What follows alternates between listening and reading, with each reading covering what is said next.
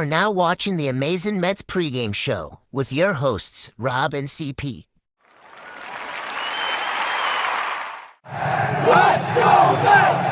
Let's go Mets! Let's go Mets! Let's go Mets! What's up, Mets fans? Welcome back to the Amazin Mets Pregame Show. Right now, I am solo. Unfortunately, Chris is working on his connection issues. I know he's on travel right now, so it's difficult for him. But if he does figure that out, he will join me during his half-hour pregame show. So welcome to the Amazin Mets Pregame Show right here on both of our channels. So make sure you hit on that like button. That is the most important thing first. But what about shades of Robin Ventura? Brett Baty, with the game of his career, in his very young and short career, Brett Baty had the game of his life. I mean, going to his left, making the throws, running up, getting up that ball, throwing that ball. I mean, he did everything. Couple of hits. Just looked like the guy that we were expecting a few years back. And it's great to see the growth that, I'm going to be honest with you guys, I was very down on Baty, and I know a lot of people were as well. I wasn't the only one, but I was starting to get concerned about Baty because he wasn't showing signs of driving the ball. And even though he hasn't shown a lot of power, he's been putting the bat on the ball. He's been paying attention to situations of the game, knowing when he needs to get on base, knowing when, it would be nice to hit a ball over the wall, but let's get that base hit. Let's get on the bases for the big boys coming up. And that's how he's been working it. He's been showing a hell of a lot more emotion and the confidence level of Brett Baty right now. I mean, Brett Baty has bat cleanup almost as many times as Pete Alonso has this season in his short season so far. Like, that is the confidence that Mendoza and the organization has in Brett Baty right now. And listen, go with the hot hand. Why the hell not? Why the hell not with Brett Baty? And I do love the fact that his defense is just immaculate right now. And I love the fact that every part of his game right now is getting better. And look, we understand that it might take some years for other guys. Some guys just come up like Ronnie Mauricio and shows that he belongs. Brett Baty, it took a while. Absolutely, it took a while.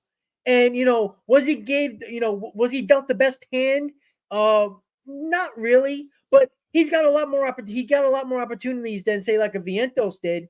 But Baty, the biggest thing that I wanted to see from Baty is him to finally be able to catch up to high velocity fastballs. That was the big thing with him. He can only catch up to the breaking balls, and when they're hanging, he wasn't really a guy that can get on top of the fastball. Well, he's been showing that over basically the whole season so far, except for like one or two.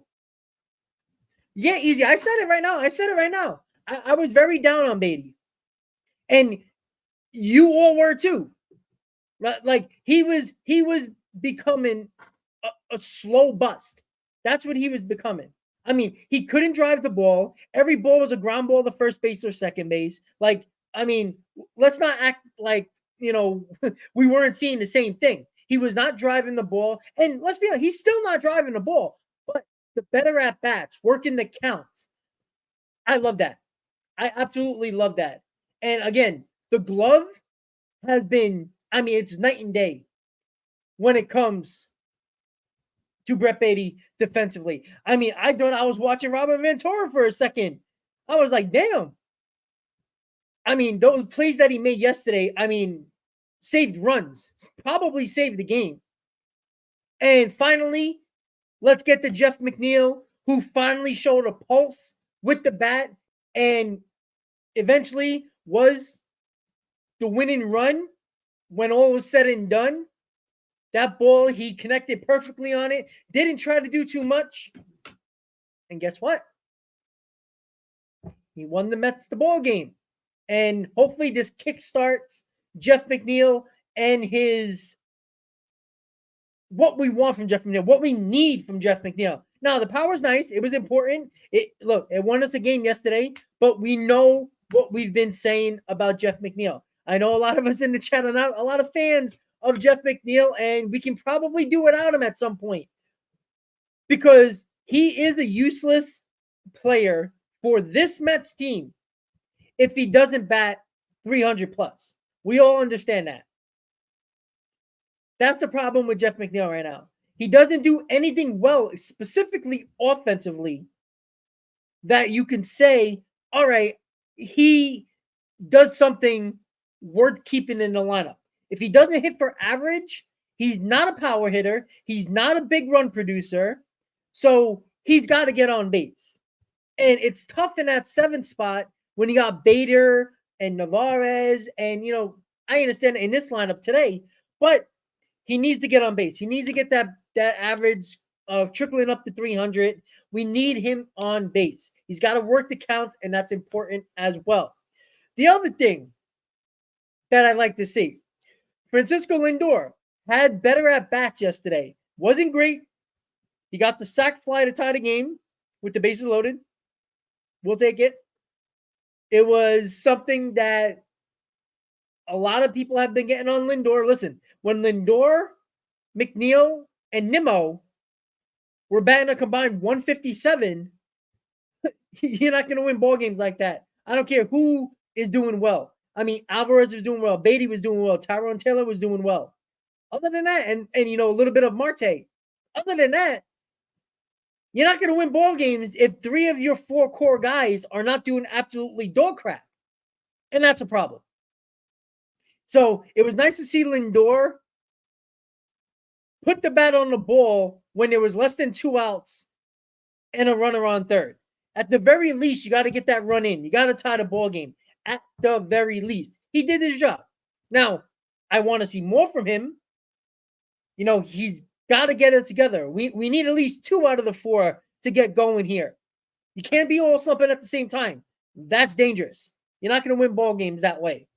And with Lindor, which was very interesting as well, that play that should have been a double play. I understand what Lindor was trying to do. He was trying to get the momentum to throw to first base with momentum to get the double play. Understandable. I understand his thought process, but it was an easier play to flip it to Jeff McNeil, at least get the force out to make it 2 outs, than letting the inning continue and possibly lose the game. So I understand. I get the thought process when it came to Lindor. And look, Lindor doesn't have a lot of mental mistakes on the field defensively. It's rare. He's one of the best in the league. But he was playing with fire there. The easier play was to flip it to McNeil, guarantee the second out of the inning, and make sure you get that force out. That was the important part. So let's get to today's game. Luis Severino is on the mound for the New York Mets against Nick Martinez in Game 8 of the season. The Mets are 2-5. The Reds are 4-3. Mets won yesterday 3-2 as the Game 7 results are on the screen. Let's look at the lineup really quickly before we dive a little deeper into Luis Severino. Brandon Nimmo leading off in DHing. Francisco Lindor playing shortstop, batting second. Pete Alonso batting third, playing first base. Brett Beatty cleaning up, playing third base. Starlin Marte right field, batting fifth. Tyrone Taylor left field, batting sixth. Jeff McNeil batting seventh, playing second base. Harrison Bader center field, batting eighth. And Omar Narvaez is behind the plate, catching, batting ninth. That is your lineup for today against Nick Martinez. Mets are looking to get their third win in a row. And if you never watched Major League before, that is called a winning streak, ladies and gentlemen. So, Luis Severino, we know he gave up 437 hits in his first outing of the year, 12 hits to be exact. His fastball was down. He never really had his off-speed pitches that really contributed to throwing more fastballs at a lower speed. He was throwing between 95 and 96. In spring, he was throwing 97 and 99. That was where he was missing bats. He was striking out guys. He couldn't put any batters away against the Brewers. And it was a trickle-down effect. And unfortunate, but it is what it is at this point. You move on. pitching in Great American Ballpark. The weather is a little bit better than it was yesterday, a little bit warmer. So the ball might be flying out a little bit more. It might travel a little bit more. So you hope that in a bandbox, Severino can get it together. Severino needs to be thrown between 97 and 99 miles an hour to feed off that fastball to use his breaking stuff and off-speed pitches. But this is a huge game for Luis Severino. Make no mistake about it. The Mets got a little bit of good vibes going here. Again, not fantastic vibes, but solid vibes. You know, they found a way to pull the last game of the homestand out of the raft to avoid going 0-6 with the Alonso home run and Tyrone Taylor base it down the line for the game-winning run. And then yesterday, where Diaz came in the ninth, struggled a little bit. You know, this is the first time he pitched back-to-back days since last 2 years ago. So I wasn't expecting him to be amazing. You saw that he was a little bit tired. His fastball was a little bit down, but he still got the job done because he's one of the best closers. He is the best closer in baseball, and he figured it out. So he couldn't throw a slider at all yesterday, but that last pitch, that 3-2 count to end the ball game, was the best slider he threw. That's why he's the best closer in baseball, because he can find it like that. And he did it. He did his job, got the save, and that's what we needed from Diaz. But Luis Severino, look, I'm not asking him to go 7 innings, 10 strikeouts, no runs. Listen, he does that, you better win the game. But, you know, give me a solid 6 innings, maybe a run or two, 5 or 6 strikeouts. Look like you are learning from your mistakes or have better command of your pitches. Whatever the issue was it mechanics? Was it the cold? Who knows what it was? But fix those issues. 6 innings, 2 runs, 5 or 6 strikeouts. You can't complain. And could we have the conversation about the Mets pitching? Before yesterday, the Mets were the 3rd best ERA pitching staff in baseball, and they were number 1 in the National League. All right. This is after a week of baseball. And this is with rotations and bullpens around the National League that are considered a lot better, a lot of them. So if the Mets would have showed any signs of life offensively in most of the games this year, they win the majority of them because that's how good the pitching was. You know, yes, Talkin he's gone now, but he was an issue. But in those 2 spots, that was a rough spot for Talkin because both times when Talkin came in the game afterwards, the Mets had an opportunity to win the ball game either in the 9th inning or extra innings, and they didn't do their job. So that's a problem right there.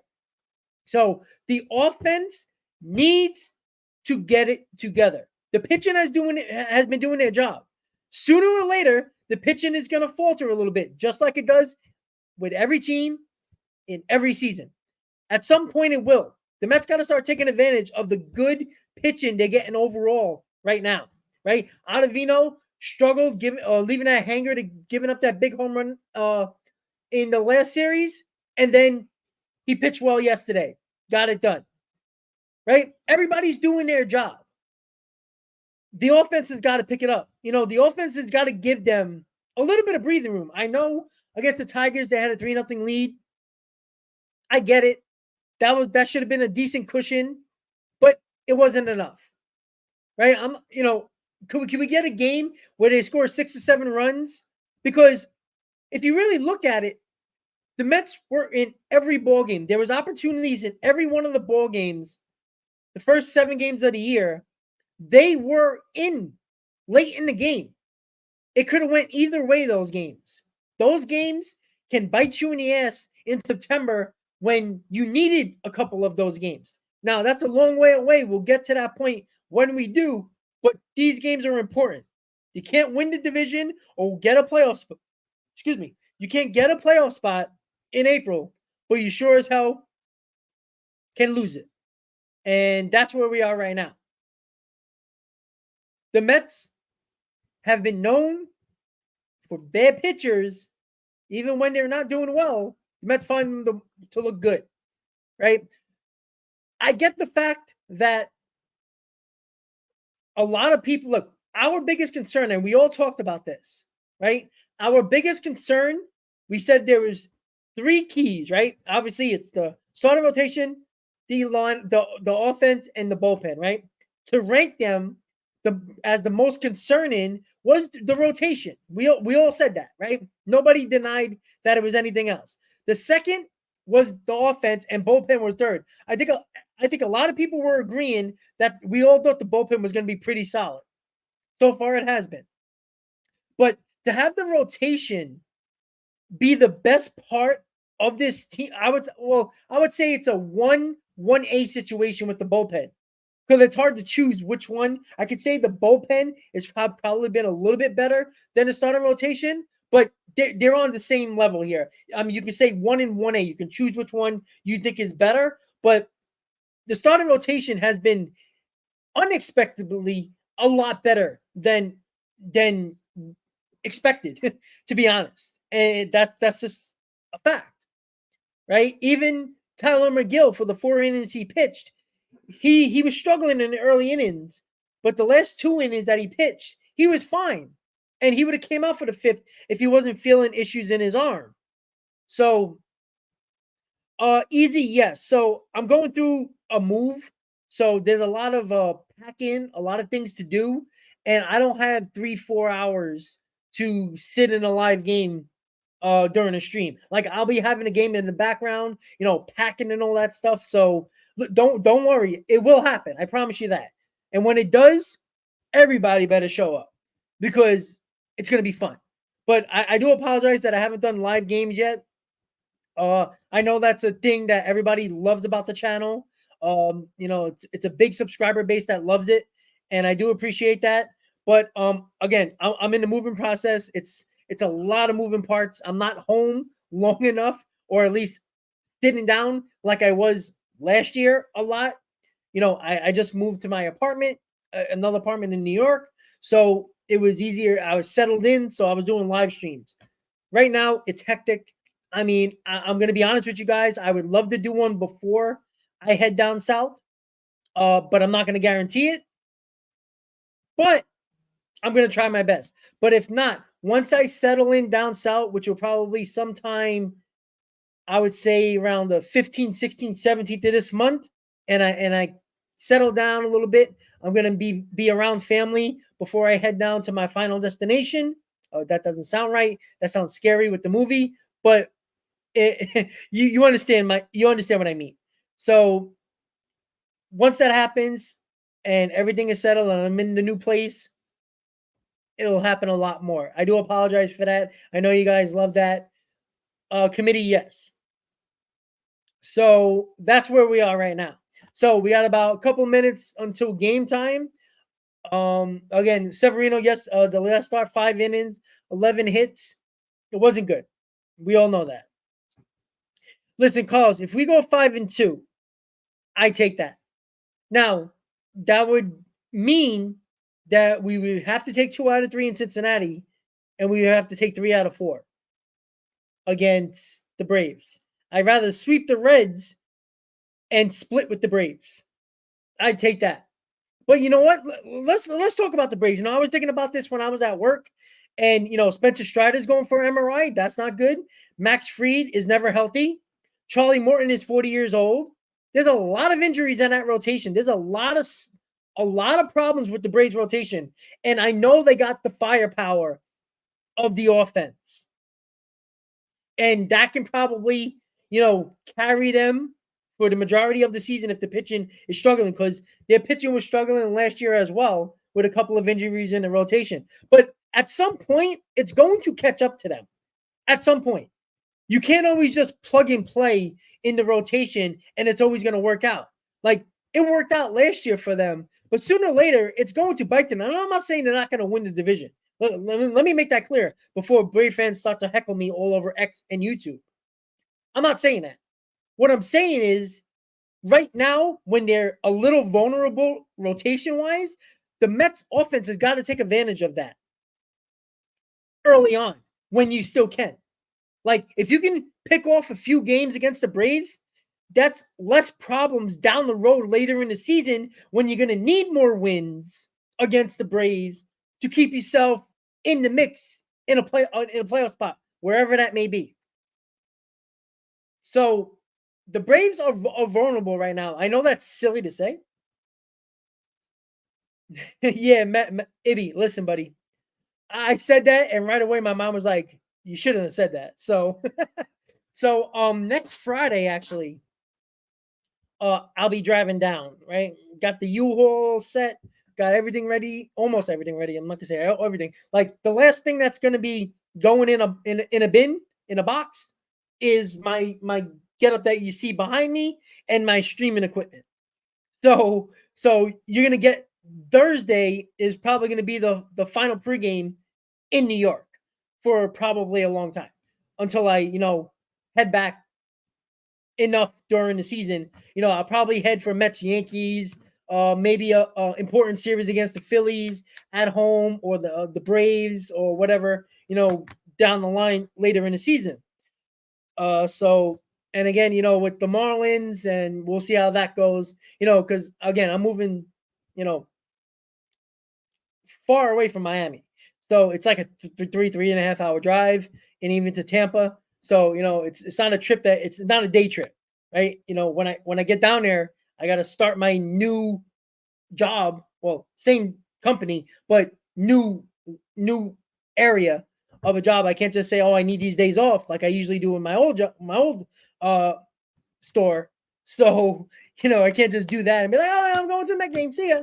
I could do that with my boss now, because he knows spring and summer I get what I want when it comes to scheduling, because I never take days off or take vacation during the winter months, because I save them all, and I become a very good employee in the winter. And then spring and summer comes around, and you are knowing the situation. It's just that simple. And it's worked out for many, many years. So it's not something that I do randomly. So once again, guys, 83 in the stream right now. I do appreciate you guys. Make sure you please hit on that like button so people who have missed it can check it out later as well. And I love the people who check it out later. And listen, it's a pregame show, right? I don't expect you 5 hours from now to check the pregame show, but a lot of you do that missed it, and I appreciate that. And you send the comments, so always have that comment as well. So the game's about to start in a couple of minutes. I'm gonna end the stream. Got a lot of work to do in the house, so I gotta get everything together. So again, Chris is traveling a lot, so his connection is tough. Again, our schedules are crazy right now. We even talked about it. Like, we know April's going to be a tough month for both of us, but we're going to do the best we can to bring as many pregame shows as we can, and that's what we're going to do. So, Mets in Ohio, in Cincinnati. It looks like a nice sunny day. I don't know how warm it is. I think I checked the weather there. I think it was around in the low 50s. So not a bad day to play some baseball. Obviously you guys know Great American Ballpark is a bandbox. So we just hope the ball doesn't travel too much, at least for the opposing team, at least for us. Hopefully the wind blows out, and when the other team is at bat, it blows in. But we don't get that lucky sometimes as Mets fans. So Luis Severino, Nick Martinez on the mound once again. Mets are going for 3 in a row, and that's a winning streak, everybody. Let's get that. Let's get a series win for the first time this season and look for the sweep tomorrow. But let's not get ahead of ourselves. Let's take care of today's game. Luis Severino, big performance needed from him today. Big game for him. And it's going to be interesting, because if he doesn't have a good game, regardless if the Mets win or lose, the Mets win, I'm not saying we're going to brush it under the rug, but it's concerning, because this is a guy that everybody believed that if he's healthy, he could be good on the mound, at least pretty damn good. And we got to see that from him, because we're counting on Luis Severino to do what we expect him to do, not pitch to an under 3 ERA, but give me 3.7, 3.8, something under, a little bit under a 4. I'll take that.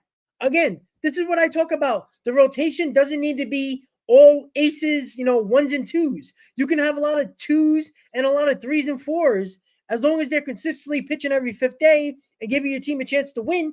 That's all you need. And the Mets have done that through the first 7 games of the season. The offense just didn't pick them up, didn't do their job. Every game the New York Mets could have won. They were in every game, even though some games ended up 5-0. That was in extra innings when the Mets could have won the game themselves. Every game was a run or two that they could have changed the game, where they had opportunities late in the game to either tie the game or take a lead, and they did not. Let's get some damn offense, as CP says in the chat. Offense, offense, offense, right? If Severino gives you 6 innings, 2 runs, and you lose, and you don't give up nothing else, let's start blaming more of this offense, guys, because this is the big problem right now, right? Could we get some damn runs in the top of the first? Could we put some runs on the board so when Severino gets to the mound, he has a cushion? Every game, it seems like we're behind. Let's get ahead. Let's get ahead. All right, guys, here we go. Big performances today. I think Brett Beatty is going to have all the confidence in the world. I think Brett Beatty is going to have another solid game. I think Jeff McNeil is going to start getting it hot. So look for Brett Beatty and Jeff McNeil to have similar games to yesterday. And I think they're going to be very damn good. I think they're going to get that confidence and trickle it down to the next game today. We'll see. Lindor's got to get going. We know his atrocious slow starts. Usually it's not that crazy because usually Nimmo's doing their job and Alonso and McNeil. And when 3 of the 4 are not, you have problems. So let's see how it goes, guys. Let's get a series win here, and then we'll worry about the sweep tomorrow. But with that said, guys, another Mets pregame show, the Amazin Mets pregame show right here on CP's channel and my channel. Before we say goodbye and watch the Met game, hit on that like button, guys. Hit that thumbs up. Mets are 2-5, looking to go 3-5 on the season. Let's get that win, guys. Sevy on the mound. Let's go, Sevy. Let's go, Mets. I will see you tomorrow for another pregame show. Have a good day, guys. Let's go, Mets. See you next time.